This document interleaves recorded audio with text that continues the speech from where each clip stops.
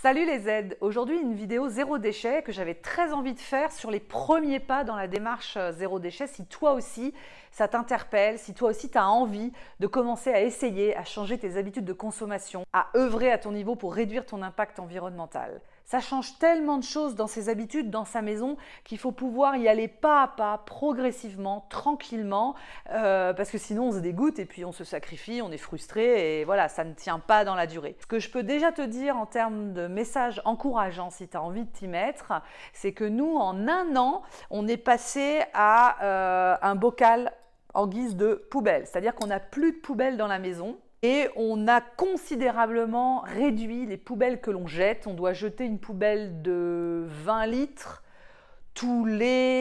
actuellement tous les 3-4 mois. Voilà, c'est-à-dire qu'une fois que ce petit bocal est rempli, parce que je n'ai pas de poubelle dans la maison, on le met dans un petit sac poubelle qui est dans le garage et quand ce sac poubelle est plein, on va le jeter.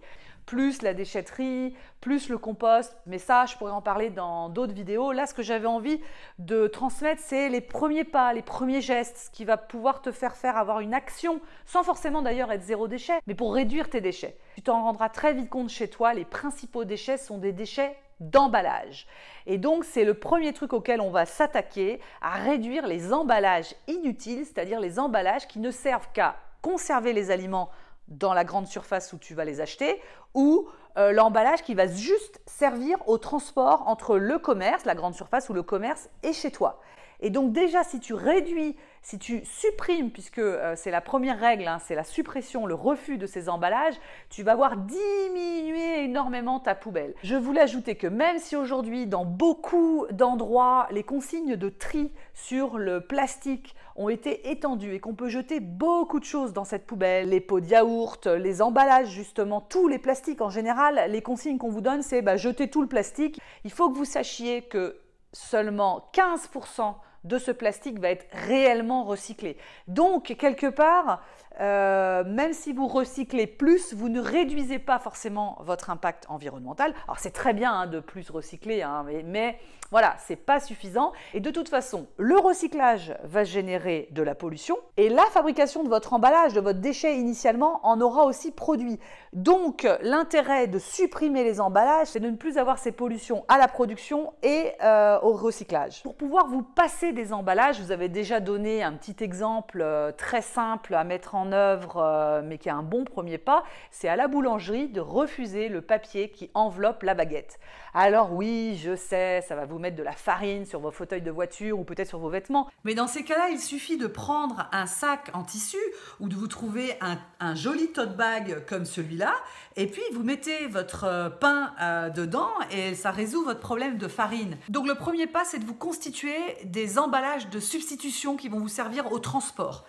On verra la conservation plus tard. Donc, des tote bags, des sacs en tissu, ça peut être aussi un panier pour aller au marché. Je suis sûre que vous en avez chez vous ou dans la maison de vos parents ou de vos grands-parents, dans les greniers. C'est des choses que vous trouvez facilement, qui ne sont pas très chères et surtout que vous allez garder à vie puisque c'est réutilisable. Il vous suffit de le laver, de le secouer et hop, c'est reparti. Peut-être la première fois, la boulangère ou la personne en tout cas qui vous sert va être surprise parce que les commerçants sont dans des habitudes, dans des réflexes, c'est-à-dire qu'ils ne réfléchissent même plus. Vous demandez une baguette, ils prennent le sachet, hop, ils enfilent la baguette dedans et ils vous la donnent. Donc quand tout d'un coup vous arrivez en disant sans papier s'il vous plaît, il va y avoir un temps d'arrêt et il va falloir qu'ils réfléchissent un petit peu parce que ça vient perturber leurs habitudes. Mais passer la première, deuxième, troisième fois, ça ne leur coûte absolument rien d'enlever ce geste. Il faut une économie d'argent puisque ce sachet, ils le payent et vous n'avez pas ce sachet à jeter chez vous. C'est pas grand-chose, vous allez me dire, mais mis bout à bout et si on est plusieurs à faire ça, ça va avoir un impact et puis ça envoie un message. C'est-à-dire qu'à votre boulangerie, vous envoyez le message que ce que vous achetez, c'est pas un emballage, c'est le croissant, la baguette, le pain. Eux-mêmes vont peut-être réfléchir à des alternatives, ils vont peut-être se mettre à vendre des tote bags, je ne sais pas. Mais voilà, ça envoie un message qui interpelle sur moi, le sachet, je n'en veux pas. En dehors de la boulangerie, nous, on utilise des sachets. Alors, on a deux tailles de petits sachets. On a cette taille-là. Alors là, c'est plutôt, donc c'est dans ce sens-là, parce que l'ouverture est là. On utilise plutôt ces sachets pour les légumes, les fruits, tout ce qui va être assez encombrant. Et puis, on a une deuxième taille de petits sachets, comme ceci. Donc voilà, si je les mets l'un à côté de l'autre, vous voyez la différence de taille. Plus pour le café, le sucre, des céréales, voilà, des choses qui prennent moins de place. Ce sont des sachets que nous avons achetés à la Biocoop, qui sont faits par Ecodis dans un coton biologique. Ils sont pas très chers, et le paquet coûte moins de 5 € et ils sont très très légers. Donc même si votre commerçant ne fait pas la tare, par exemple je crois que ce petit sachet pèse 8 grammes, donc même si votre commerçant ne fait pas la tare du sachet, ce qui est de plus en plus rare, vous n'allez pas perdre grand chose à payer 8 grammes de ce que vous avez à l'intérieur. Ces sachets vont servir pour tous vos achats en vrac. Nous, on s'en sert aussi pour aller acheter du chocolat chez le chocolatier, par exemple. Il suffit de demander en fait aux commerçants, est-ce que ça ne vous embête pas si j'utilise mon propre contenant? Et nous, en général, passer, comme je vous le disais, la surprise, en général, les commerçants sont assez accueillants, bienveillants, même encourageants. Et quand ce n'est pas le cas, on ne va plus chez eux. Là aussi, c'est le pouvoir du porte-monnaie. Tu te rends bien compte dans les exemples que je te donne que, évidemment, ça va t'obliger à changer ton habitude de course et notamment là où tu fais tes courses. Parce que si tu vas dans une grande surface, là, les emballages te sont imposés. Et même si tu vas avec des sachets ou ton tote bag, tu vas pas pouvoir ouvrir le croque-monsieur de son emballage sous vide pour le mettre dans ton sachet. Nous, on ne fait plus de courses en grande surface. Alors moi, ça ne me dérange pas trop parce que je n'aime pas du tout les grandes surfaces. Pour moi, ça manque de lumière, il y a trop de musique, trop de monde. En gros, ça me donne envie de tomber dans les pommes.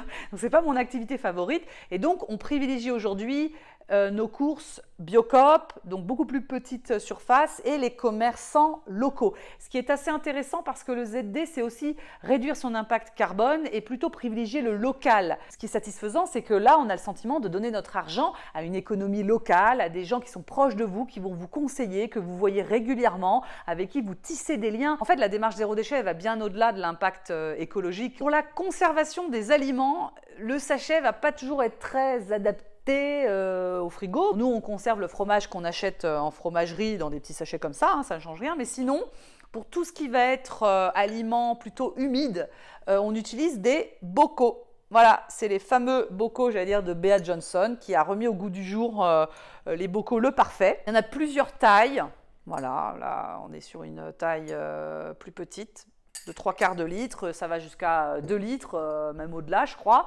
C'est assez simple à trouver des bocaux, il y en a plein sur le Bon Coin, chez Emmaüs, dans les brocantes, dans le grenier de votre grand-mère, voilà, parce que c'était quelque chose qui était très utilisé. Ce qu'il y a d'intéressant avec le bocal, c'est qu'il est hermétique, c'est-à-dire qu'une fois que vous le fermez avec le caoutchouc, donc si vous achetez des bocaux d'occasion, il est probable que vous ayez besoin d'acheter des caoutchoucs neufs. Le caoutchouc n'est pas hyper indispensable parce qu'à la base, c'est pour stériliser et conserver des préparations faites maison. Mais il permet quand même une meilleure fermeture, une meilleure étanchéité du pot et d'éviter que le couvercle ne tape voilà, le haut du pot. Je pense qu'on en a acheté plus d'une 50aine, mais on les a trouvés très facilement et pas chers du tout. En gros, il faut compter pour un bocal d'1 litre entre 50 centimes et 1 € le pot. On a trouvé des lots à vendre. On les a récurés, on les a nettoyés, on les a retapés. Par moments, c'est la partie métallique là, qui est un petit peu rouillée, mais avec un peu de bicarbonate ou d'acide citrique, ça s'en va très très bien. On conserve les aliments humides, donc ça veut dire viande, poisson, les restes, les préparations, les sauces. Mais ça peut vous servir aussi d'emballage quand vous allez faire vos courses, par exemple chez le boucher. Donc nous, on n'utilise plus les bocaux aujourd'hui chez le boucher, on utilise des boîtes, je vais vous montrer. Mais au départ, les saucisses, la viande hachée, on la faisait mettre dans le bocal. Ça va servir aussi à stocker et à conserver des aliments qui ont besoin d'être conservés au sec. Donc là, ce n'est pas un bocal Le Parfait, c'est un bocal que j'avais déjà. Dedans, il y a des lentilles. Et ce bocal, il est à l'abri de la lumière. C'est le seul problème du bocal Le Parfait, c'est qu'il est transparent. Et donc, la plupart du temps, les choses qu'on peut mettre dedans ont besoin d'être à l'abri de la lumière pour être bien conservées. Donc, il suffit de les stocker dans des placards fermés ou de arrière-cuisine, celliers, etc. Sinon, vous allez pouvoir avoir des boîtes en métal. Donc ça, c'est une vulgaire boîte à sucre qui a été recyclée pour mettre du popcorn maison dedans. Là, on avait gardé une boîte en métal de biscuits qu'on avait acheté, que vous connaissez peut-être. boîte. Donc la boîte en métal, on l'a gardée. Aujourd'hui, elle nous sert à ranger des biscuits également. Donc là, c'est vrai que c'est intéressant la boîte en métal pour tout ce qui est biscuits. Puis là, pour le coup, l'avantage, c'est que c'est à l'abri de la lumière. Vous allez très certainement en trouver chez vous, pouvoir les réutiliser, les recycler. Ou alors, quand vous allez faire des achats, vous allez privilégier la boîte en métal. Il faut savoir que dans le métal, il vaut mieux privilégier la matière inox que aluminium, parce que la fabrication de l'aluminium est très polluante. Mais bon, l'inox, c'est aussi très très cher. L'avantage de l'inox, c'est aussi que ça ne rouille pas et que c'est vraiment adapté à la conservation des aliments. Mais c'est très très cher. Alors bon, voilà, vous pouvez acheter au compte-gouttes des petites boîtes en inox. C'est un métal très épais, c'est vraiment des beaux objets, mais voilà, encore une fois, c'est très très cher. Pour démarrer, vous pouvez faire avec ce que vous avez. Nous avons aussi commencé à mettre de côté les boîtes à œufs qu'on avait, parce qu'on trouve très facilement des œufs à acheter en vrac, c'est-à-dire sans la boîte, et il vous suffit d'y retourner avec une boîte que vous avez déjà, et là ça suffit pour le transport. Donc là le principe c'est de réutiliser des choses que vous avez déjà, ou de leur donner en fait une seconde vie, de détourner l'utilisation première. C'est là où c'est assez intéressant et où il faut être un petit peu créatif, parce qu'on peut détourner plein d'objets, plein de choses de leur usage initial. Pour moi, le premier pas, c'est éviter l'emballage en ayant un emballage à soi pour le transport et ou la conservation. En privilégiant le tissu, le verre, le métal, voilà, la boîte à œufs ou autre boîte que vous avez chez vous. Tu vas vite te rendre compte que ça va demander à changer tes habitudes de course, que tu vas faire tes courses différemment ailleurs, mais que du coup tu vas privilégier aussi la qualité sans forcément mettre beaucoup plus d'argent, parce qu'on peut très bien manger plus en qualité en diminuant un peu la quantité, par exemple. On peut se faire plaisir sur des choses qu'on n'avait pas l'habitude. Je te parlais tout à l'heure du chocolat qu'on va acheter chez le chocolatier. C'est pas toutes les semaines, mais voilà, c'est une vraie fête quand on y va en famille, que chacun choisit ses chocolats. Et puis, au fur et à mesure que tu vas faire tes courses, tu vas te confronter à une nouvelle question, et là, tu vas aller chercher une solution, et les choses vont se mettre en place petit à petit. En tout cas, si tu as des questions pour tes premiers pas dans la démarche zéro déchet, n'hésite pas. Pour l'instant, j'arrive à répondre à tous les commentaires et à toutes les questions qui m'arrivent. Et puis, je vais continuer à faire des vidéos pour t'aider à progresser de plus en plus dans la démarche zéro déchet. Alors, à bientôt!